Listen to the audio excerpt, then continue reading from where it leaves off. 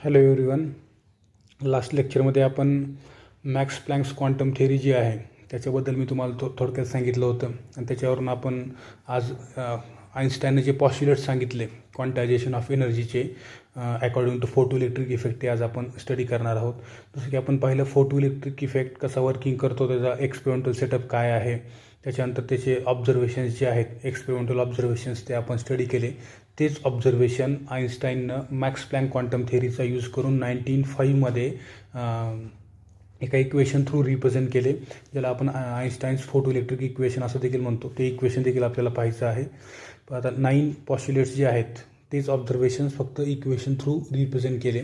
त्याच्यामध्ये आपण सुरुवातीला काय काय पाहिलं होतं की मॅक्स प्लँक क्वांटम थेअरी जी आहे त्याने काय सांगितलं की ब्लॅक बॉडी जो कॉन्सेप्ट तुम्हाला kinetic theory of gas and रेडिएशनमध्ये होणार आहे, ब्लॅक बॉडी जी आहे, ब्लॅक बॉडी जी रॅडिएशन्स ॲब्झॉर्ब करते किंवा जी रॅडिएशन्स इमिट करते. जसं मी तुम्हाला काल सांगितलं होतं ब्लॅक कलरचं स्वेटर आपण जर घेऊन गेलो, आता ब्लॅक बॉडी हा एक आयडियल कॉन्सेप्ट आहे.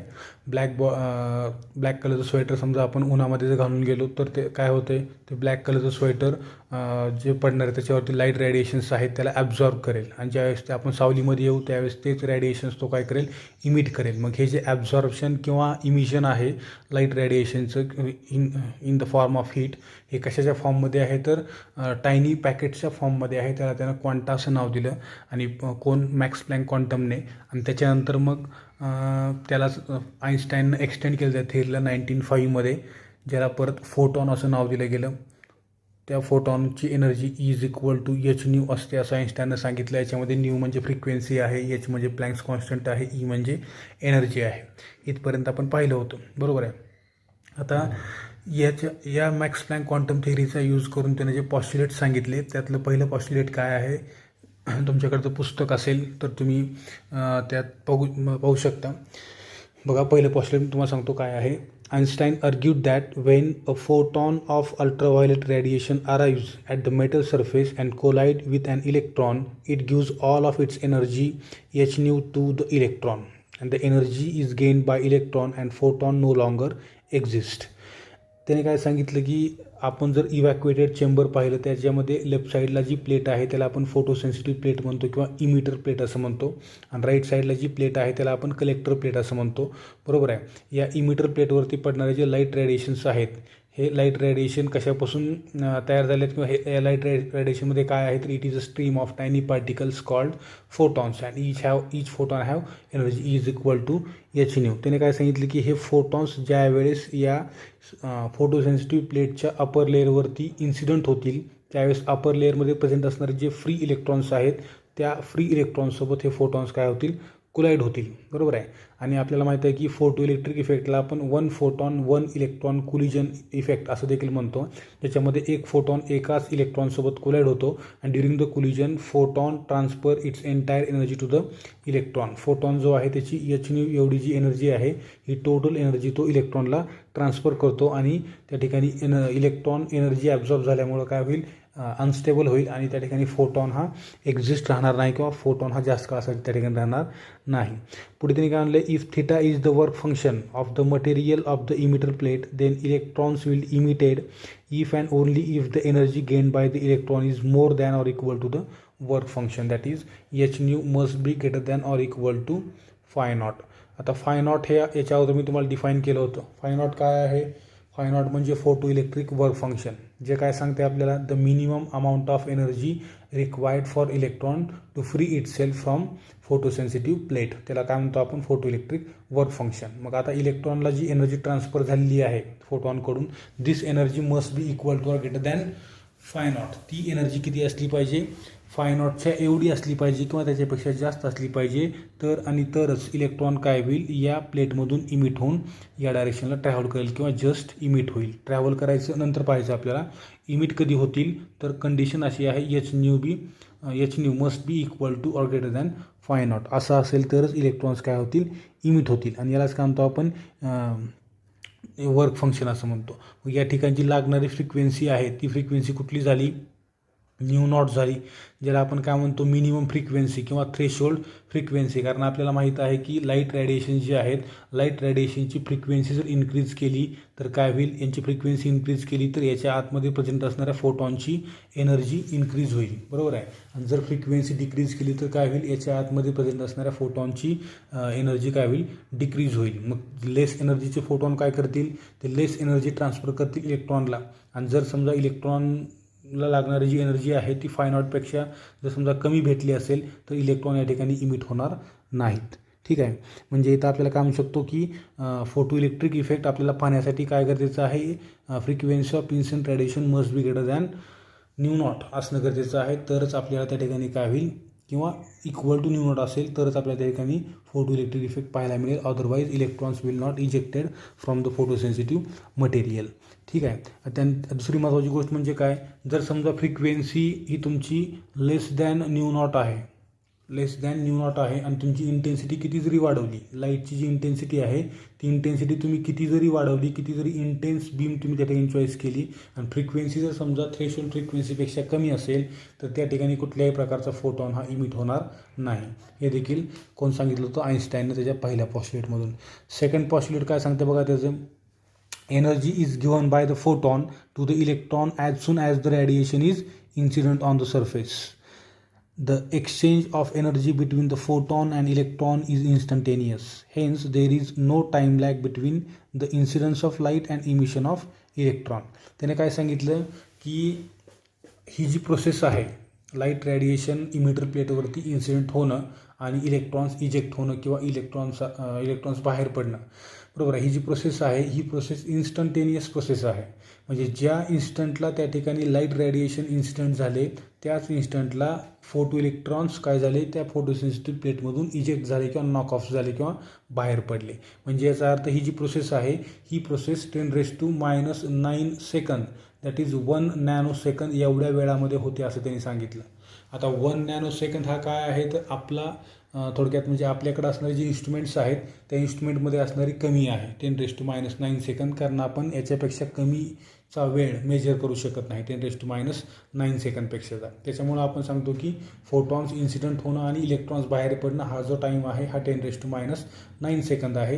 हे आपल्या कमतरतेमुळं, ॲक्च्युअल याच्यापेक्षा देखील कमी वेळामध्ये ही प्रोसेस होत असेल तर याला काय म्हणलेलं आहे त्यांनी, इन्स्टंटेनियस प्रोसेस असं म्हणलेलं आहे. ज्या इन्स्टंटला लाईट रेडिएशन इन्सिडेंट झाले त्याच इन्स्टंटला काय होते, फोटॉन त्यांची टोटल एनर्जी इलेक्ट्रॉनला ड्युरिंग कोलिजन ट्रान्सफर करतात आणि इलेक्ट्रॉन लगेच इमिट होतात. म्हणजे ही प्रोसेस कशी आहे, इन्स्टंटेनियस प्रोसेस आहे. ठीक आहे. दुसरी महत्त्वाची गोष्ट म्हणजे काय, ज्या इन्स्टंटला लाईट रेडिएशन पडणं त्या ठिकाणी स्टॉप झालं त्याच इन्स्टंटला फोटो इलेक्ट्रॉन्स देखील बाहेर पडणं काय होईल, स्टॉप होईल. ही देखील महत्त्वाचं आहे. याच्यानंतर थर्ड पॉस्ट्युलेट काय आहे बघा, थर्ड पॉस्ट्युलेटमध्ये आईन्स्टाईननं काय सांगितलं, according to Einstein's proposition, if the intensity of incident radiation for given wavelength is increased, there will be an increase in the number of energy quanta, that is photons, incident on unit area in unit time, the energy of each quantum being the same. Therefore, larger intensity radiation will knock off more number of electrons from the surface and hence the current will be larger. त्याने काय सांगितलं की जर समजा emitter प्लेटवरती पडणारे जे light radiations आहेत या लाईट रेडिएशनची वेव्हलेंथ आपण कॉन्स्टंट ठेवली म्हणजे याचा अर्थ फ्रिक्वेन्सी कॉन्स्टंट आहे, बरोबर आहे. बाकीच्या ऑल अदर जे फॅक्टर्स आहेत ते देखील कॉन्स्टंट आहेत. फक्त मी काय केलं या ठिकाणी तर इंटेन्सिटी जी आहे लाईट रेडिएशनची ती इंटेन्सिटी मी इन्क्रीज करत गेलो.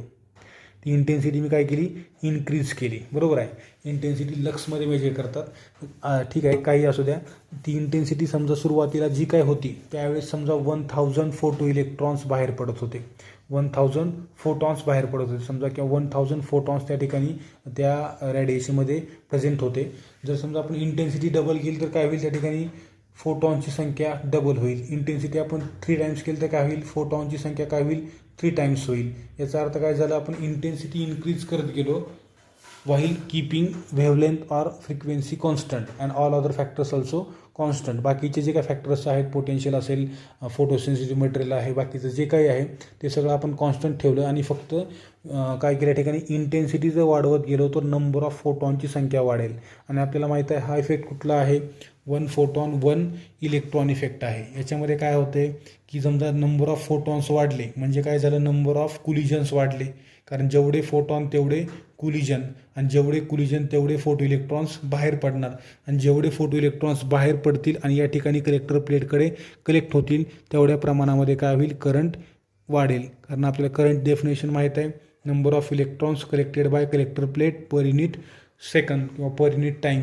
एका सेकंदाला किती इलेक्ट्रॉन्स कलेक्टर प्लेटनं कलेक्ट केले याच्यावरून आपण त्या ठिकाणचा electric current, photo electric current हा डिफाईन करू शकतो. मग या ठिकाणी काय झालं, पहिल्या वेळेस 1000 फोटॉन्स बाहेर पडले तर 1000 इलेक्ट्रॉन्स त्या ठिकाणी कोलाईड होतील फोटॉन्ससोबत आणि 1000 इलेक्ट्रॉन्स बाहेर पडतील. 1000 इलेक्ट्रॉन्स या ठिकाणी ट्रॅव्हल झाले, या ठिकाणी तर कलेक्ट झाले तर त्या प्रमाणामध्ये करंट येणार आहे.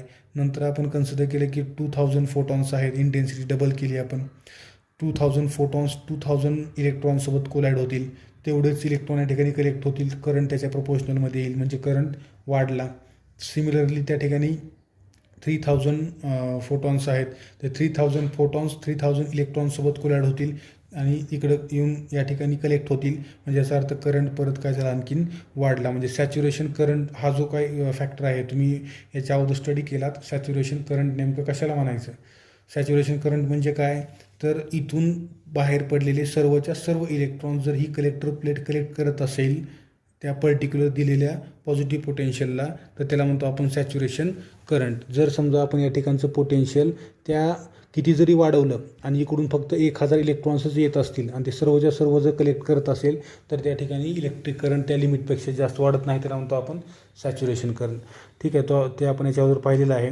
तर इथं काय समजते आपल्याला की इंटेन्सिटी वाढवली म्हणजे काय झालं, नंबर ऑफ फोटो इलेक्ट्रॉन्स वाढले किंवा नंबर ऑफ फोटॉन्स वाढले. नंबर ऑफ फोटॉन्स वाढले म्हणजे नंबर ऑफ कुलिजन वाढले, नंबर ऑफ कुलिजन वाढले म्हणजे नंबर ऑफ फोटो इलेक्ट्रॉन्स वाढले. त्यामुळे सॅच्युरेशन करंटची व्हॅल्यू काय होईल, चेंज होईल किंवा इन्क्रीज होईल. ठीक आहे, हे झालं थर्ड ऑब्झर्वेशन. आता याच्यानंतर थर्ड पॉस्युलेट. फोर्थ पॉस्युलेट काय आहे बघा. Fourth postulate, once the electron is emitted from the surface, if the collector is at higher potential than emitter, the electric field will accelerate the electrons towards the collector. Higher is the accelerating potential, more will be the number of electrons reaching the collector. Hence the photoelectric current I increases with alternating potential initially. Moreover, since the intensity of incident radiation on the metal surface on unit area in unit time, it determines the maximum number of electrons that can be knocked off by the incident radiation. Hence, for a given intensity, increasing the accelerating potential can increase the current only till all the knocked off electrons have reached the collector. No increase can be seen in the current beyond this limit. This explains the saturation current. आता saturation current जो मी तुम्हाला आता सांगितला होता तो तुम्हाला मी डिटेलमध्ये explain करतो. आता बघा इकडं काय म्हणले आपण. आता इथं या ठिकाणी समजा इथं पडणाऱ्या लाईट रेडिएशनची फ्रिक्वेन्सी, वेव्हलेंथ वगैरे कॉन्स्टंट आहे, बरोबर आहे.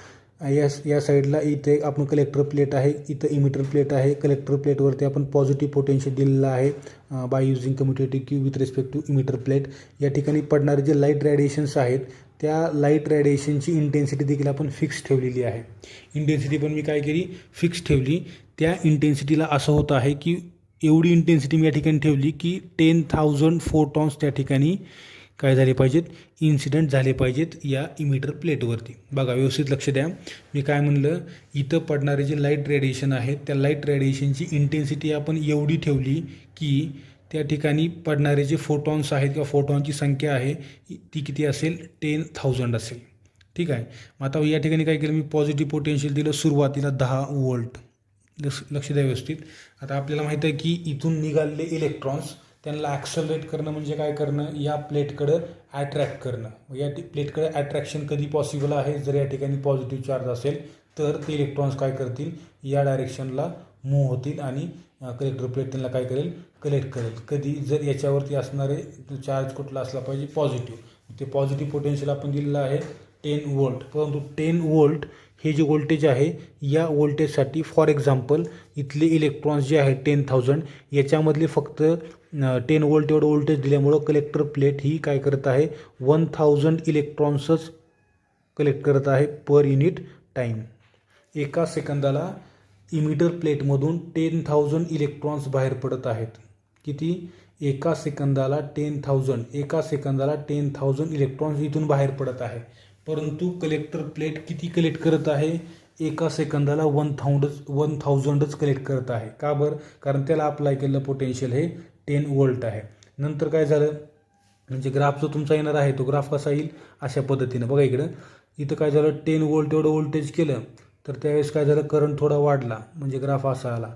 परत काय झालं 20 वोल्ट केलं मी, काय झालं त्या ठिकाणी आता याची कॅपॅसिटी वाढली. आता हे 2000 इलेक्ट्रॉन्स पर सेकंद कलेक्ट करत आहे. मग करंट पण थोडा काय झाला वाढला. परत काय झालं 30 वोल्ट केलं, आता हे 3000 इलेक्ट्रॉन कलेक्ट करेल. परत 40 वोल्ट केलं, हे 4000 इलेक्ट्रॉन कलेक्ट करेल. मी 100 वोल्टला आलो, आता हे सर्वच्या सर्व इलेक्ट्रॉन्स काय करेल कलेक्टर प्लेट कलेक्ट करेल. जेवढे इलेक्ट्रॉन्स इथून इमिट होत आहेत तेवढेच्या तेवढे इलेक्ट्रॉन्स या ठिकाणी ही प्लेट कलेक्ट करेल. पण आपल्याला माहीत आहे इंटेन्सिटी कशी आहे, फिक्स्ड आहे. इंटेन्सिटी वाढणार नाही तर ह्याची संख्या वाढणार आहे का? नाही.